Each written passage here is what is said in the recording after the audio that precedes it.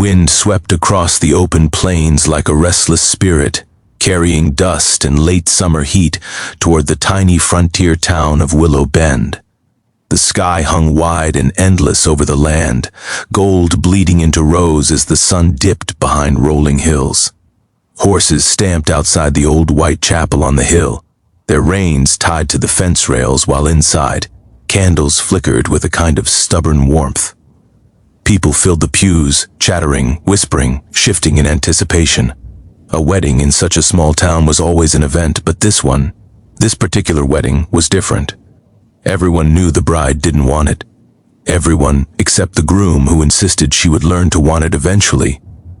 Loretta Hale stood behind the chapel, hidden by the shade of the towering oak that had stood there since the days of the first settlers. Her breath came fast, shallow, shaky. Her wedding dress, one she had sewn herself, in quiet despair, clung to her like a prison. She twisted her fingers nervously, wrinkling the lace on her sleeves.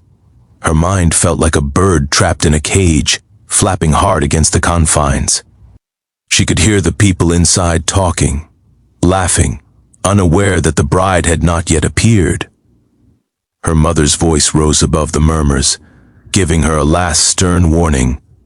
"Loretta, don't you dare disappear. You'll shame us all." But Loretta was already backing away. Her heart thudded in her chest like warning drums. She couldn't breathe inside that chapel, not with everyone expecting her to marry Tobias Crawfield, a rich rancher nearly twice her age, who had offered to save her family's failing farm in exchange for her hand.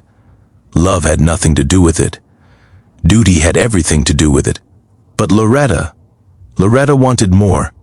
At least once in her life, she wanted to choose for herself. She lifted her dress, clutched the fabric in her hands, and ran. Behind her, the chapel bell began to toll, not for danger, but to announce the ceremony was beginning. Loretta's feet thudded against the dry earth, her breath tearing from her throat. She didn't know where she would go, only that she needed to be far from here. She reached the barn behind the chapel, swung around the corner, and ran straight into something solid. No, someone solid. Strong hands steadied her before she toppled backward. "Easy there, miss," came a low, calm voice. Loretta froze. Standing before her was a tall cowboy, dust on his boots, hat slanted low over dark, thoughtful eyes. His shirt sleeves were rolled to his elbows, his skin bronzed from years under the sun. His horse grazed lazily behind him, tethered to a fence post. It was Everett Cole, the quiet cowboy from the neighboring town, the man who rarely spoke but always saw everything. She stepped back quickly. I didn't mean to run into you." Everett looked her over, and she knew he had already figured out everything. The dress, the tears she'd tried to wipe, the chapel bell. "You're the bride," he said simply. "I was," she whispered. He didn't move, didn't scold her, didn't tell her she was being foolish. Instead, he leaned slightly on the fence, his gaze softening.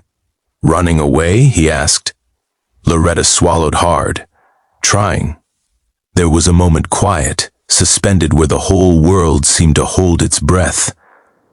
Everett nodded once. "Then you'd best hurry." She blinked, startled that he wasn't grabbing her to drag her back. "You're not going to stop me?" His lips curved, not quite a smile, more like a flicker of understanding. "Not my place to trap a woman." A lump formed in her throat. No man had ever said words like that to her. She looked over her shoulder toward the chapel. Voices were rising, frantic, calling her name. Tobias's booming shout echoed from inside. Loretta turned back to Everett. "They won't let me go." "Do you want to go?" he asked. She hesitated, and then nodded. "Yes." "Then you're free," he said quietly. Her breath caught. Free, one simple word she had never been allowed to claim. But just as she took a step past him, he added, in that same slow, gentle tone, "But if you're running because you want something else, something better, something true." He paused, eyes locked on hers. "Then stay, but only if you want love." Her heartbeat thudded painfully. Love. The word felt dangerous, impossible, a dream she didn't dare voice. Everett wasn't urging. He wasn't asking. He wasn't even hinting. He stood there like a steady oak, offering the truth without expectation. Loretta shook her head quickly. You don't even know me. Don't have to, he said. I can see you're fighting for your own life. And that takes courage. She stared at him, stunned. Inside the chapel, Tobias roared her name again, angrier now. Everett tipped his head toward the open fields. You decide, Loretta Hale. Wind's moving west. If you want to go, it'll cover your trail.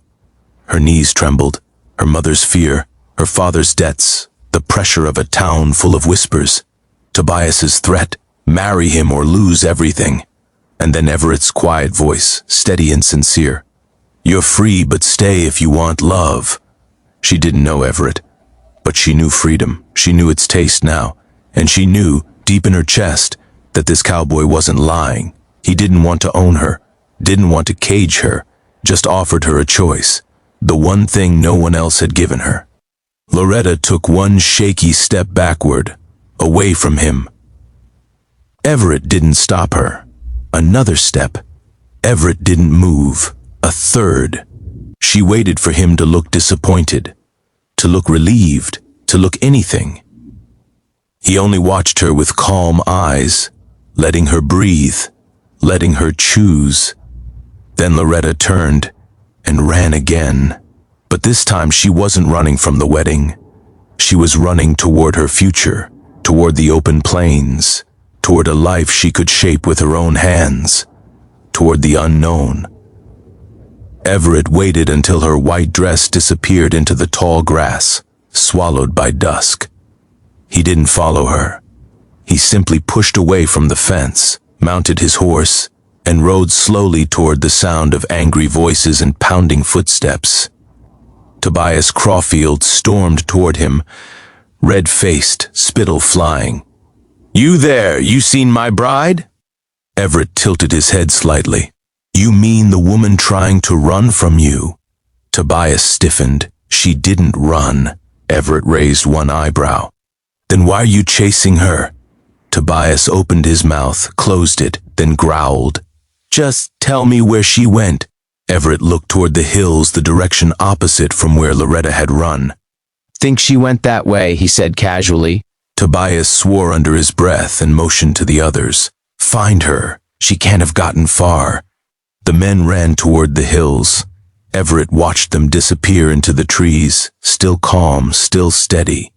Only when the last of them was gone did he turn his horse toward the west, toward the same open plains Loretta had vanished into.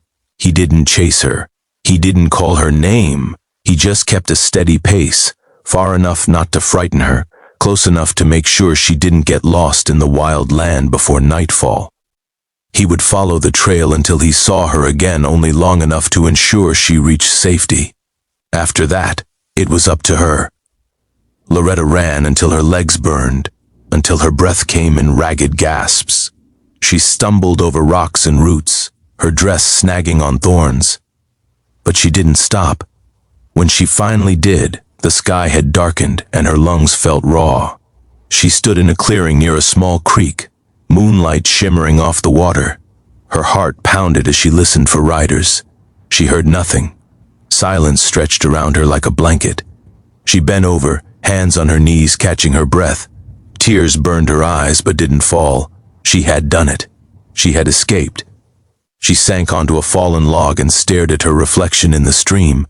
A girl in white, breathless, terrified, and free. Truly free. But freedom came with a cost. Where would she go? How would she survive? Her family farm was gone once Tobias discovered she'd fled. She had no money, no belongings, not even shoes suited for a long journey. Her throat tightened.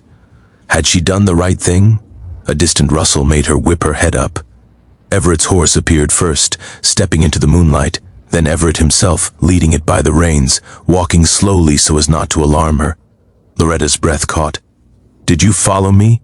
Only to make sure no one else did, he said. Tobias went the wrong way. She exhaled in relief. Everett stopped several feet away, close enough to speak, far enough to show he wasn't approaching without permission. "You look like you're wondering what comes next," he said. She let out a shaky laugh. "I don't know what comes next. I don't know anything anymore." "You got your freedom," he said. "That's something, but freedom doesn't feed a person," she whispered. Everett nodded slowly, understanding. "You're right." She waited for him to offer something: help, solutions, charity, anything. But Everett didn't. He wasn't a man to make decisions for her. Instead, he asked, "What do you want to do, Loretta?" No one had ever asked her that before. Not her parents, not the town, not Tobias. She bit her lip. I want to be somewhere I'm not owned, where I can work, maybe earn my own money. Start again." Everett shifted his weight. "There's work in Dry Creek. A good ranch that hires fair, pays fair. They don't care who you were yesterday." Her eyes glowed faintly with hope. "You think they'd take me? Everyone deserves a chance." She stood, wiping her hands on her dress. "Would you take me there?"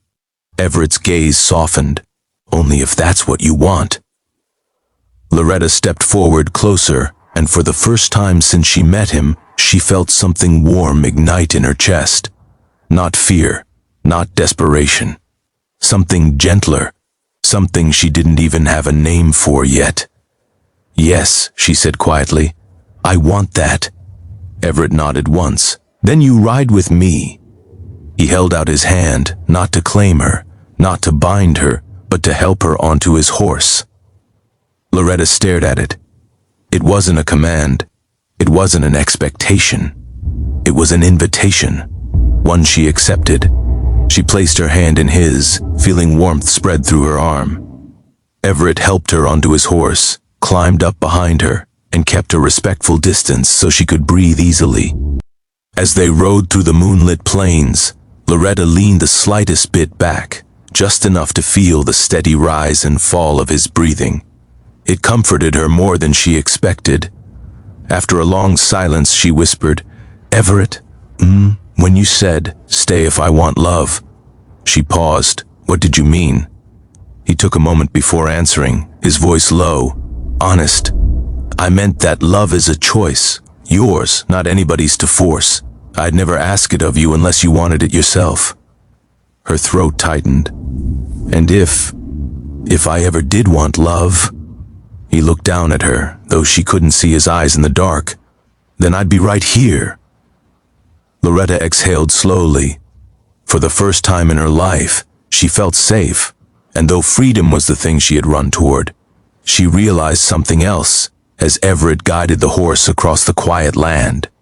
She wasn't just running, she was finally choosing her future, her path, and perhaps, someday, her love.